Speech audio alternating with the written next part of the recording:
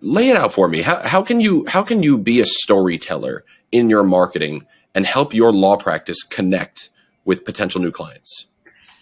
So a lot of that has to do with how you capture and what platform, right? So depending on what platform, you will determine how you're going to tell your story. So obviously video is king. Video is king for a number of reasons. And it's the reason why it's our number one calling card, right? Is because video is so important. It's the easiest way to make an emotional connection is to actually hear the words. It's a lot harder to make an emotional connection on a billboard. It's a lot harder to make an emotional connection in a direct mail piece.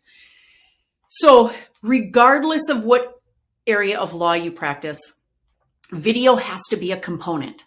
Okay, so you have to actually hear the words. Client customer testimonials, it is the best way for people to make that emotional connection. Of course, some areas of law, it's a lot easier to interview a client than it is other areas of law. If you are defending murderers and they go to prison, okay, it's probably going to be a little bit more difficult.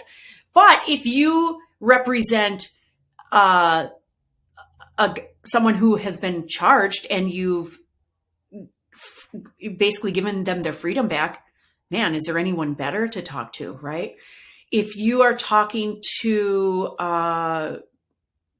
family law or personal injury law, and you're able to talk to someone who had no money and they couldn't walk and they needed assistance, and you were able to help them get the help they needed and win their case. That stuff, man, that hits home. So putting those stories, creating those videos, putting those stories together, and then implementing them everywhere you possibly can, from social media to your website. Website is something we haven't talked about. Every single landing page on your website should have video content telling your story, depending on what it is. So if you're a firm that has multiple verticals, you're going to want to make sure you have an applicable video on each page of your website. The reason is because A, it tells your story. Nothing will tell the story better than visual and audio. The second reason is the goal of a website is not just to inform, but also to increase your SEO, okay, search engine optimization, right? Keeping people on your website for longer, Google thinks, oh, all right, that firm must be relevant. They must have something good to say, because people go there and they spend 20 to 30 seconds per page. They don't jump on and bounce right back off.